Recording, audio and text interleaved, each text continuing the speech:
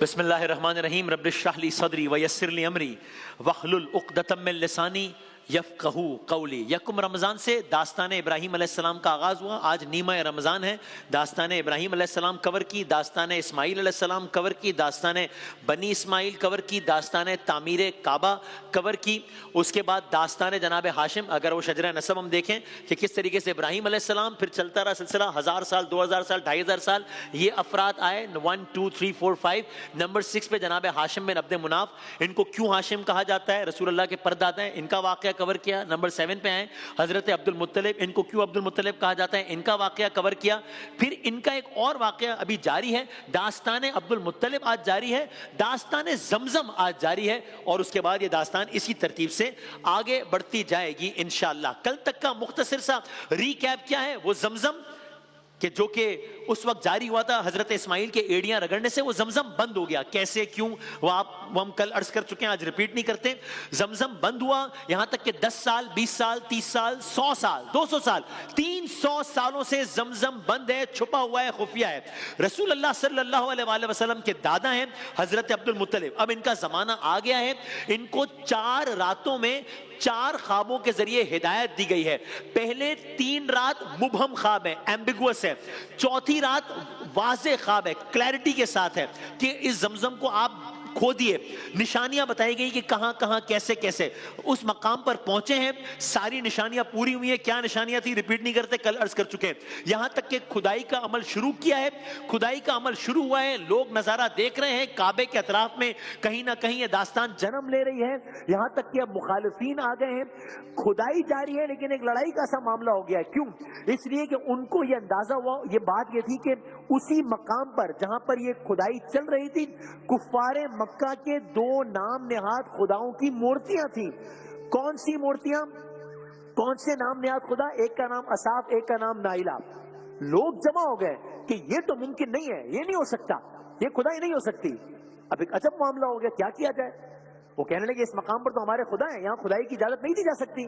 مسئلہ بن گیا۔ آگے کیا ہوا آج عرض کرتے ہیں۔ اب ایک عجب صورتحال ہے مکے کے اطراف میں، کعبے کے اطراف میں آج ایک ہی بات موضوع بحث ہے۔ ارے عبد المطلب ایک مقام پہ کھدائی کرنا چاہتے ہیں، اور یہ تو وہ مقام ہے جہاں ہمارے خداؤں کے بت تھے۔ یعنی اب ایک طرف گویا اہل مکہ ہیں یا مخالفین ہیں، اور ایک طرف جناب عبد المطلب ہیں۔ وہاں ان کا انکار ہے، یہاں ان کا اصرار ہے۔ وہ کہتے ہیں یہ جگہ ہمارے لیے مبارک ہے، یہاں کیسے کھدائی کرنے دیں؟ یہ کہتے ہیں مجھے خواب میں ہدایت دی گئی ہے یہاں کھدائی کرنے کی۔ میں الفاظ بدل دوں، ایک جانب عبد المطلب کے سچے خدا کا حکم ہے، دوسری جانب مخالفین کے جھوٹے خداؤں کے بت ہیں۔ اب داستان آگے بڑھ رہی ہے، ایک طرف اہل مکہ، ایک طرف جناب عبد المطلب۔ تنہا عبد المطلب نہیں، تنہا نہیں، پھر کون؟ فرزند ساتھ ہیں، کتنے؟ ایک نام ہے جناب حارث، ان کے ساتھ ایک یہ باپ بیٹا۔ عجب مماثلت ہے، کل وہ باپ بیٹا تھے، نبی باپ، نبی بیٹا ابراہیم و اسماعیل علیہ السلام، یہی مکہ تھا 2500 سال پہلے، ایک الگ منظر تھا۔ آج یہ باپ بیٹا ہے۔ بس اب اس صورتحال میں ایک ڈیسیشن لیا ہے حضرت عبد المطلب نے، اور اپنے فرزند کو کہا ہے ان لوگوں کی مزاحمت کو تم روکو، مجھے حکم ہوا ہے میں اس مقام کو کھودوں گا۔ اب جب آپ نے اپنی اولاد کو اس میں انوالو کیا ہے تو مخالفین کی جانب سے پہلا رد عمل کیا آیا ہے؟ طنز، ہنسی، مذاق، تانے۔ تانے کس بات کے؟ عرب میں اس زمانے میں کسی حد تک آج بھی کثرت اولاد، کثرت ازواج بھی فخر کا باعث سمجھا جاتا ہے، اور اس زمانے میں بہت زیادہ جس کی 1 یا 2 اولاد ہو وہ تو مطلب کنسیڈر ہی نہیں کیا جاتا تھا۔ سو مخالفین کیا کہہ رہے ہیں؟ عبد المطلب ہماری مخالفت مول لوگ ہیں، ہم پورا قبیلہ ہے، تمہارے ساتھ ہے کون؟ آپ داستان تو جاری ہے، آپ ایک لمحے کو رک کے دیکھیں، آپ دیکھ رہے ہیں نا اللہ والے ڈٹتے کیسے ہیں۔ کل تک ابراہیم علیہ السلام کو کہا جا رہا تھا ابراہیم ہماری مخالفت مول لوگ ہیں، ہماری تو پوری سلطنت ہے، بادشاہ ہے، نمرود ہے۔ آج اولاد ابراہیم میں جناب عبد المطلب کو یہی تانے دیے جا رہے ہیں، صرف ایک بیٹا، صرف ایک۔ تم ہماری مخالفت میں ایک اولاد کے بھروسے ایک پر یہ کام کرو گے؟ اور واقعی بظاہر تو ناممکن لگ رہا ہے معاملہ. ایک باپ اور اس کا ایک بیٹا، سامنے ایک قبیلہ نہیں ہے بلکہ سامنے سارے قبیلے ایک ہو گئے ہیں، اور یہاں ایک باپ ایک بیٹا ہے. لیکن میں جملے بدل دوں گا، یہ صرف ایک باپ اور ایک بیٹا نہیں ہے، ان کے ساتھ ان کا ایک خدا ہے، اور وہ جو چاہتا ہے وہی ہوتا ہے. ہوگا کیا یہ عرض کرتے ہیں. حضرت عبد المطلب آگے بڑھے، یہاں تک کہ میں نے ڈیٹیلز بہت ساری چھوڑ دی. آگے عبد المطلب آگے بڑھے، کعبے کے اطراف میں آج ایک الگ منظر ہے، آج ایک الگ دن ہے، آج ایک الگ ماحول ہے. اب حضرت عبد المطلب آگے بڑھے ہیں، کھدائی کے عمل کو شروع کر دیا ہے. اب یہ جناب عبد المطلب کا ہاتھ یا جناب عبد المطلب کے ہاتھ میں موجود کدال نہیں چل رہی، یہ رہتی دنیا تک کے رہتے انسانوں کے لیے تاریخ کے سب سے بڑے سب سے مقدس پانی کا اخراج ہونے جا رہا ہے. یہ عبد المطلب کے ہاتھ کا کدال نہیں چل رہا، یہ تاریخ دنوں میں تاریخ رقم ہو رہی ہے. کل جناب ہاجرہ کے الفاظ زم زم یعنی رک رک پر جو چشمہ جاری ہوا تھا، آج عبد المطلب کے ہاتھ نہ رکنے کے سبب 300 سالوں بعد اسی چشمے کے دوبارہ جاری ہونے کا امکان ہو سکتا ہے. بس ہاتھ چلتا رہا، کھدائی ہوتی رہی، چلتا رہا ہاتھ، کھدائی ہوتی رہی، یہاں تک کہ وہ کچھ ہو گیا جو اب سے کچھ دیر پہلے تک بظاہر ناممکن لگ رہا تھا. چشمے فلک نے عجب نظارہ دیکھا ہے، زمزم کے آثار جاری ہونا شروع ہوئے ہیں. کل اسماعیل کی ایڑیاں تھی، آج عبد المطلب کا ہاتھ تھا. کل ایک ماں اور شیرخوار تھے، آج ایک باپ اور اس کا بیٹا تھا. زمزم جاری ہوا اور ایسا جاری ہوا کہ وہ دن ہے اور آج کا دن ہے، پھر رکا نہیں ہے.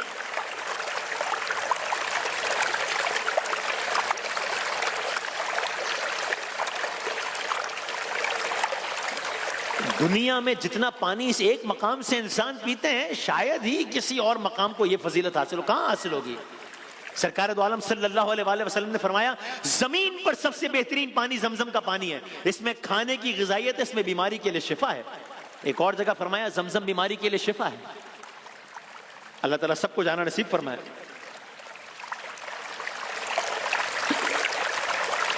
داستان زمزم اختتام پذیر ہوئی. ایک اور داستان میں داخل ہوتے ہیں. یہ معاملہ تو ہو گیا، لیکن جب مخالفین آپ کو بے اولاد یا قلیل اولاد کے تانے دے رہے تھے نا، تو اس وقت ایک اور واقعہ نے جنم لیا. وہ کیا تھا عرض کرتے ہیں. جب آپ کو یہ تانے دے رہے تھے تو آپ نے اس وقت ایک کام کیا. کیا کام کیا؟ آپ نے ایک نظر مانی. حضرت عبد المطلب ایک نظر مانی. کیا؟ بظاہر عجب نظر مانی. کیا بھائی؟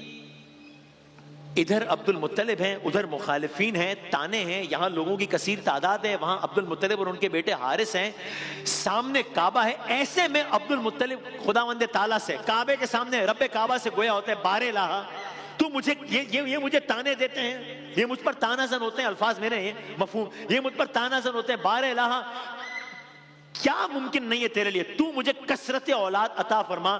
اگر تو مجھے کثرت اولاد عطا فرمائے، کچھ جگہوں پر آیا 10 بیٹے عطا فرمائے، پھر وہ جوانی کی دہلیز تک اگر پہنچیں، جب وہ جوانی تک پہنچیں گے، میں ان میں سے ایک تیری بارگاہ میں قربان کر دوں گا. اچھا، ہو سکتا ہے یہ سن کر مخالفین نے اور مذاق اڑایا ہو کہ کیا ہو گیا ہے عبد المطلب کو. کبھی کہتے ہیں خواب آیا ہے کہ یہ کھودنا ہے، اور ابھی ایک بیٹا ہے، دعا 10 کی مانگتے ہیں، پھر ان کی جوانی تک پہنچنے کی بھی دعا مانگتے ہیں، اور پھر یہ بھی کہتے ہیں کہ وہ جوان ہوں اور حیات ہوں تو ان میں سے خدا کی راہ میں قربان بھی کر دوں گا. کیا ہو گیا ہے؟ خیر، زمزم تو جاری ہو گیا، نظر بھی مان لی گئی، وقت گزرتا گیا، داستان آگے بڑھ گئی. 1 سال، 5 سال، 10 سال، 20 سال، 30 سال. آپ دیکھ رہے ہیں ہم 2500 سال پہلے سے شروع کیے ہم نے، اور پھر ہم تیزی سے آگے بڑھتے بڑھتے اب یہاں تک آ گئے. نظر مان لی ہے، 30 سال گزر گئے. کیا اللہ نے آپ کو کثرت اولاد عطا کی؟ عرض کرتے ہیں جی ہاں عطا کی. اللہ نے آپ کو کتنے شہزادے عطا کیے؟ عرض کرتے ہیں 10 شہزادے عطا کیے۔ کیا وہ جوانی کی دہلیز پر قدم رکھ پائے؟ عرض کرتے ہیں جی ہاں رکھ پائے۔ کیا ان کی جوانی تک آپ بھی حیات تھے؟ عرض کرتے ہیں جی ہاں حیات تھے۔ کیا اب آپ انہیں قربان کریں گے؟ کیسے کریں گے؟ کون قربان ہوگا؟ کیسے قربان ہوگا؟ ایک کل عرض کریں گے انشاءاللہ۔